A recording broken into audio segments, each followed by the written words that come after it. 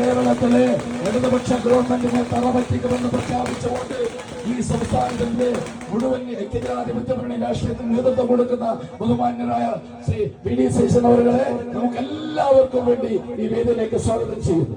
അഭിവാദ്യം. ജയ് യു.ഡി.എഫ്.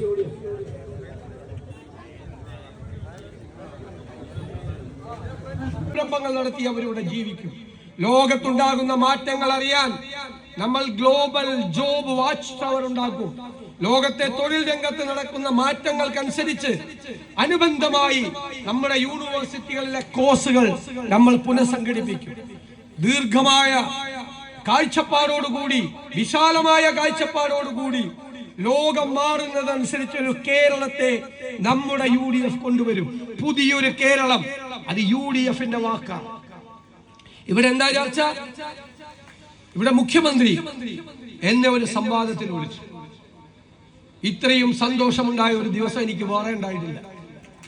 ഞാൻ 15 മിനിറ്റിനകം മുഖ്യമന്ത്രിയോട് അദ്ദേഹം പറയുന്ന സ്ഥലത്തും അദ്ദേഹം പറയുന്ന സമയത്ത് എത്തിക്കോളാം, ഏത് വിഷയം വേണമെങ്കിൽ അദ്ദേഹത്തോട് തീരുമാനിച്ചാളോ. കാരണം 10 വർഷമായി കേരളത്തിൽ മുഖ്യമന്ത്രിയായിരിക്കുന്ന ഒരാളാണ് ഞാൻ. അന്ന് രാത്രി ശരിക്കും ഉറങ്ങിയിട്ടില്ല, ത്രില്ലടിച്ചിട്ട്. പക്ഷെ പിറ്റേ ദിവസം രാവിലെ എന്നെ നിരാശപ്പെടുത്തിക്കൊണ്ട് മുഖ്യമന്ത്രി അതിൽ നിന്ന് പിന്മാറി. മുഖ്യമന്ത്രി പറയാണ് നമുക്ക് ഫേസ്ബുക്കിലാവാം. ഫേസ്ബുക്കിലെ കുഴപ്പമെന്താ? ഇവിടെ ഇപ്പൊ നേരെ ഇരിക്കുകയാണെങ്കിൽ ചോദിച്ച ഉത്തരം പറയാതിരിക്കാൻ പറ്റുമോ? ഹക്കിം കുന്നിലോട് ഞാനൊരു ചോദ്യം ചോദിച്ചാൽ ഹക്കിം ഒഴിഞ്ഞു മാറിയ നിങ്ങൾ അറിയും. ഫേസ്ബുക്കിൽ ഇട്ടാലോ അറിഞ്ഞിട്ട് പോലും ഇല്ല, ചോദ്യം കേട്ടിട്ട് പോലും ഇല്ലാത്ത മട്ടിലാണ് മറുപടി വന്നത്. ഞാൻ മുഖ്യമന്ത്രിയോട് പറഞ്ഞു, നമ്മൾ ഒരു ദിവസം പറഞ്ഞു ഫേസ്ബുക്കിൽ തന്നെ 4,43,000 ഇവരെ ഈ ബോർഡ് ഉണ്ട് കംപ്ലീറ്റ് കേരളത്തിൽ. എന്താ ഞങ്ങൾ 5 ലക്ഷം വീടുണ്ടാക്കി ലൈഫിൽ. അപ്പൊ ഞാൻ ചോദിച്ചു എത്ര വർഷം കൊണ്ടാ? 10 വർഷം കൊണ്ട് അല്ലേ? ഉമ്മൻചാണ്ടിയുടെ സർക്കാർ 5 കൊല്ലം കൊണ്ട് 4,43,000 വീടുണ്ടാക്കി. പ്ലസ് അത് പൂർത്തിയാക്കി 50,000 വീടിന്റെ പണി തുടങ്ങി.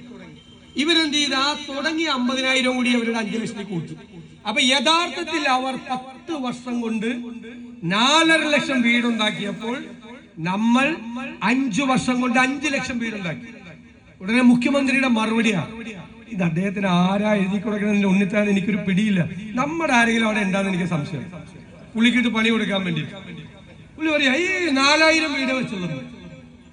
ഞാൻ 4,43 പ്ലസ് 50 പറഞ്ഞപ്പോ മുഖ്യമന്ത്രിയുടെ മറുപടിയാണ് 4,000 വീട് വെച്ചിട്ടുള്ളത്. നമ്മുടെ കയ്യിൽ എല്ലാ ഡേറ്റയും ഉണ്ട്. ഞാൻ പിറ്റേ ദിവസം അന്ന് തന്നെ ഈ പിണറായി വിജയന്റെ മന്ത്രിസഭയിലെ അംഗങ്ങളായ KT ജലീലിന്റെയും AK ബാലന്റെയും നിയമസഭയിൽ ഞങ്ങൾക്ക് എഴുതി തന്ന മറുപടി, ഉമ്മൻചാണ്ടിയുടെ കാലത്ത് വെച്ച വീടുകളുടെ എണ്ണം അതിനേക്കാളും വലിയ ഡോക്യുമെന്റ് പറയില്ലല്ലോ. 4,43,000 കൊടുത്തു, 50,000 പണി തുടങ്ങിയെന്ന് പറഞ്ഞു. പിന്നെ ഇന്ന് വരെ ഫേസ്ബുക്കിൽ അതിനെ കുറിച്ച് പറഞ്ഞിട്ട് പോലുമില്ല. നമുക്ക് പറയാനുള്ളത്, ഇന്ത്യയിൽ ആദ്യമായി ഒരു പ്രതിപക്ഷം ഗവൺമെന്റ് എവിടെയെല്ലാം തകർന്നു അവിടെയെല്ലാം കേരളത്തെ കൈപിടിച്ചെഴുന്നേൽപ്പിക്കാനുള്ള പദ്ധതികളുമായി വരികയാണ്. ചരിത്രത്തിൽ ആദ്യം. ഇന്നലെ നമ്മളൊരു മാനിഫെസ്റ്റോ കഴിഞ്ഞ ദിവസം അവതരിപ്പിച്ചു. ഈ രാജ്യത്തിന്റെ ചരിത്രത്തിൽ ഒരു മുന്നണിയും ഒരു രാഷ്ട്രീയ പ്രസ്ഥാനവും അവതരിപ്പിക്കാത്ത തരത്തിൽ ഗവേഷണ തുല്യമായ പഠനം നടത്തി കേരളത്തെ മനസ്സിലാക്കിയിട്ടുള്ള ഒരു മാനിഫെസ്റ്റോ. നമ്മൾ മാറ്റും നമ്മുടെ കേരളത്തെ. എല്ലാ രംഗത്തും നമ്മൾ മാറ്റമുണ്ടാക്കും. നമ്മുടെ പുതിയുഗ യാത്ര തിരുവനന്തപുരത്ത് സമാപിച്ചപ്പോൾ ശ്രീ രാഹുൽ ഗാന്ധി 5 ഗ്യാരണ്ടികൾ പ്രഖ്യാപിച്ചു. ഇന്ദിരാ ഗ്യാരണ്ടി. ആദ്യത്തെ ഗ്യാരണ്ടി എന്താണ്? UDF വരുമ്പോൾ കേരളത്തിലെ സ്ത്രീകൾ KSRTC ബസ്സിൽ സൗജന്യ യാത്ര നടത്തും. എന്താ സ്ഥിതി? തീർത്ഥാടനത്തിന് പോകാം, നിങ്ങൾക്ക് ഗ്യാങ് ആയിട്ട് ടൂറിന് പോകാം, എവിടെ വേണമെങ്കിലും പോകാം. UDF സർക്കാരിന്റെ അതിഥികളായി കേരളത്തിലെ സ്ത്രീകൾ സഞ്ചരിക്കും KSRTC ബസ്സിൽ. പെൺകുട്ടികൾക്ക് കോളേജിൽ പഠിക്കുന്നവർക്ക് 1000 രൂപ പ്രതിമാസം ധനസഹായം. അവര് പഠിച്ചു മിടുക്കികളായി നമ്മുടെ നാടിന്റെ അഭിമാനങ്ങളായി മാറട്ടെ. യുവാക്കൾക്ക് സംരംഭങ്ങൾ തുടങ്ങാൻ 5 ലക്ഷം രൂപയുടെ പലിശരഹിത വായ്പ. നമുക്കറിയാം, നാട് മുഴുവൻ ചികിത്സാ ചെലവ് കൂടി. ഇന്ത്യയിൽ ഏറ്റവും കൂടുതൽ ചികിത്സാ ചെലവുള്ള 1ാമത്തെ സംസ്ഥാനമാണ് കേരളം.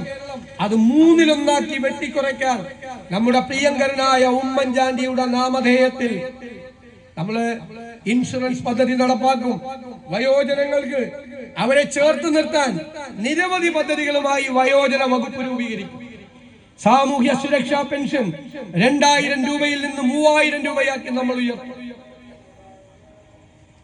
സംരംഭങ്ങൾ നടത്തി അവരോട് ജീവിക്കും. ലോകത്തുണ്ടാകുന്ന മാറ്റങ്ങൾ അറിയാൻ നമ്മൾ ഗ്ലോബൽ ജോബ് വാച്ച് ടവർ ഉണ്ടാക്കും.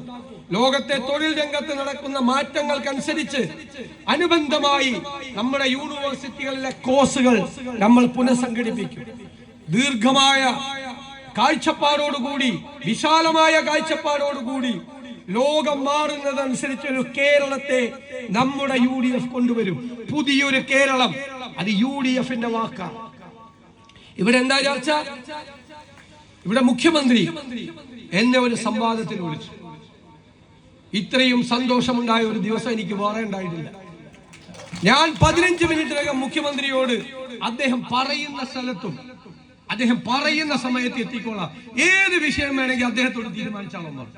കാരണം 10 വർഷമായി കേരളത്തിൽ മുഖ്യമന്ത്രിയായിരിക്കുന്ന ഒരാളാണ് ഞാൻ. അന്ന് രാത്രി ശരിക്കും ഉറങ്ങിയിട്ടില്ല, ത്രില്ലടിച്ചിട്ട്. പക്ഷെ പിറ്റേ ദിവസം രാവിലെ എന്നെ നിരാശപ്പെടുത്തിക്കൊണ്ട് മുഖ്യമന്ത്രി അതിൽ നിന്ന് പിന്മാറി. മുഖ്യമന്ത്രി പറയാണ് നമുക്ക് ഫേസ്ബുക്കിലാവാം. ഫേസ്ബുക്കിലെ കുഴപ്പമെന്താ? ഇവിടെ ഇപ്പൊ നേരെ ഇരിക്കുകയാണെങ്കിൽ ചോദിച്ച ഉത്തരം പറയാതിരിക്കാൻ പറ്റുമോ? ഹക്കിം കുന്നിലോട് ഞാനൊരു ചോദ്യം ചോദിച്ച ഹക്കിം ഒഴിഞ്ഞു മാറിയ നിങ്ങൾ അറിയും. ഫേസ്ബുക്കിൽ ഇട്ടാലോ അറിഞ്ഞിട്ട് പോലും ഇല്ല, ചോദ്യം കേട്ടിട്ട് പോലും ഇല്ലാത്ത മട്ടിലാണ് മറുപടി വന്നത്. ഞാൻ മുഖ്യമന്ത്രിയോട് പറഞ്ഞു, നമ്മൾ ഒരു ദിവസം പറഞ്ഞു ഫേസ്ബുക്കിൽ തന്നെ 4,43,000 ഇവരെ ഈ ബോർഡ് ഉണ്ട് കംപ്ലീറ്റ് കേരളത്തിൽ. എന്താ ഞങ്ങൾ 5 ലക്ഷം വീടുണ്ടാക്കി ലൈഫിൽ. അപ്പൊ ഞാൻ ചോദിച്ചു എത്ര വർഷം കൊണ്ടാ? 10 വർഷം കൊണ്ട് അല്ലേ? ഉമ്മൻചാണ്ടിയുടെ സർക്കാർ 5 കൊല്ലം കൊണ്ട് 4,43,000 വീടുണ്ടാക്കി. പ്ലസ് അത് പൂർത്തിയാക്കി 50,000 വീടിന്റെ പണി തുടങ്ങി. ഇവരെന്ത് ചെയ്ത് ആ തുടങ്ങിയ 50,000 കൂടി അവരുടെ 5 ലക്ഷത്തിൽ കൂട്ടി. അപ്പൊ യഥാർത്ഥത്തിൽ അവർ 10 വർഷം കൊണ്ട് 4.5 ലക്ഷം വീടുണ്ടാക്കിയപ്പോൾ നമ്മൾ 5 വർഷം കൊണ്ട് 5 ലക്ഷം വീടുണ്ടാക്കി. ഉടനെ മുഖ്യമന്ത്രിയുടെ മറുപടിയാണ്, ഇത് അദ്ദേഹത്തിന് ആരാ എഴുതി കൊടുക്കണമെന്ന് ഉണ്ണിത്താൻ എനിക്കൊരു പിടിയില്ല, നമ്മുടെ ആരെങ്കിലും അവിടെ ഉണ്ടാകുന്ന എനിക്ക് സംശയം. പുള്ളിക്കിട്ട് പണി കൊടുക്കാൻ വേണ്ടി പുള്ളി പറയാ ഈ 4,000 വീട് വെച്ചത്. ഞാൻ 443 പ്ലസ് 50 പറഞ്ഞപ്പോ മുഖ്യമന്ത്രിയുടെ മറുപടിയാണ് 4,000 വീട് വെച്ചിട്ടുള്ളത്.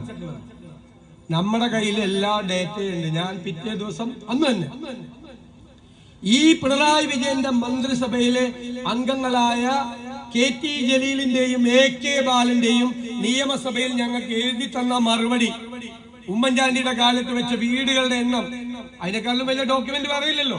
4,43,000 കൊടുത്തു, 50,000 പണി തുടങ്ങിയെന്ന് പറഞ്ഞു. പിന്നെ ഇന്ന് വരെ ഫേസ്ബുക്കിൽ അതിനെ കുറിച്ച് പറഞ്ഞിട്ട് പോലുമില്ല. ഈ പിണറായിയുടെ ചുറ്റും നിന്ന് അയാളെ ചീത്തയാക്കി സ്തുതിപാഠകന്മാരുടെ സംഘം. അവര് പറഞ്ഞ് ഈ മനുഷ്യനെ ചീത്തയാക്കി, ഈ ഏകാധിപതിയാക്കി മാറ്റി. അതിൽ പ്രതിഷേധം കമ്മ്യൂണിസ്റ്റ് പാർട്ടിയില്ല. ഞാൻ അതുകൊണ്ട് നിങ്ങളോട് പറയുന്നു, വീണ്ടും ആവർത്തിച്ചു പറയുന്നു, നല്ല കമ്മ്യൂണിസ്റ്റുകാരെ കാണുമ്പോൾ ചിരിച്ചു. എന്താ കാര്യം അറിയോ?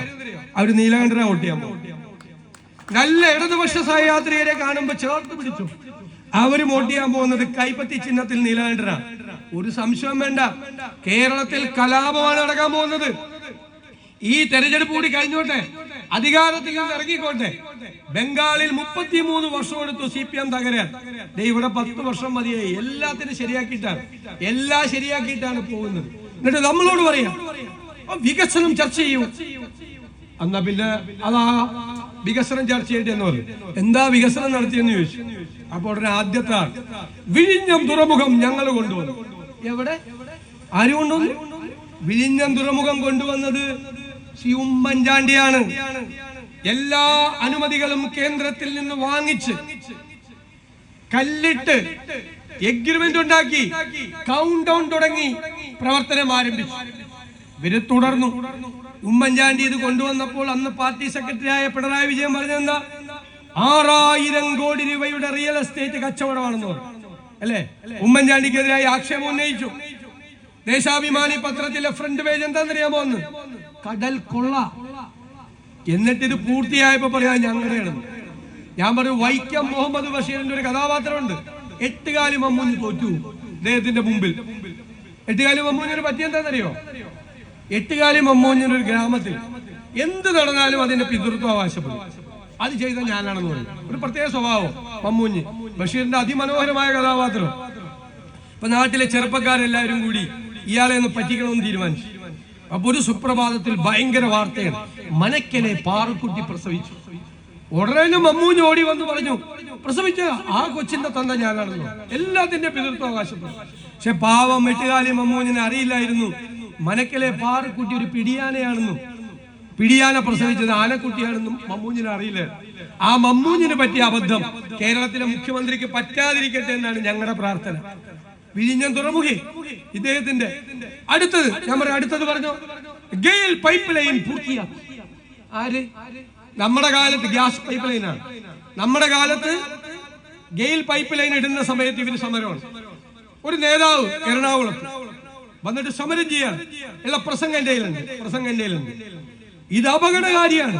ഇത് ഭൂമിക്കടിയിൽ ഗ്യാസ് ലൈൻ കൊണ്ടുവന്നു. ഇത് ഭൂമിക്കടിയിൽ ഒളിപ്പിച്ചു വെച്ച ബോംബാണ്. ഇത് പൊട്ടിത്തെറിക്കും, സൂക്ഷിച്ചോ. അങ്ങനെ പറഞ്ഞ നേതാവ് ഇന്ന് പിണറായി മന്ത്രിസഭയിലെ വ്യവസായ മന്ത്രിയാണ് പി രാജീവ്. എന്നിട്ട് നമ്മളോട് പറയാണ്, ഞങ്ങള് പൈപ്പ് ലൈൻ പൂർത്തിയാക്കി.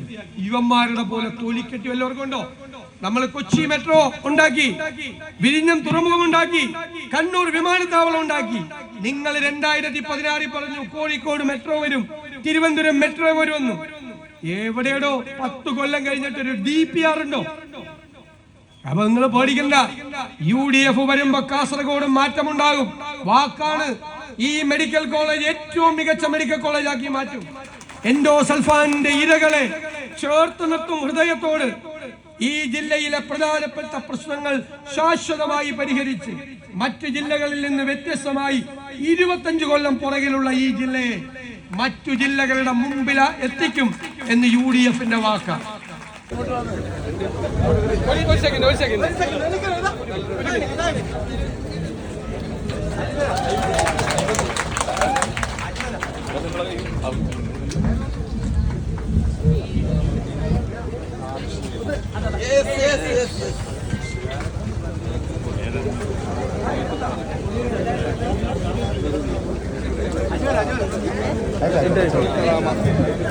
ബഹുമാനപ്പെട്ട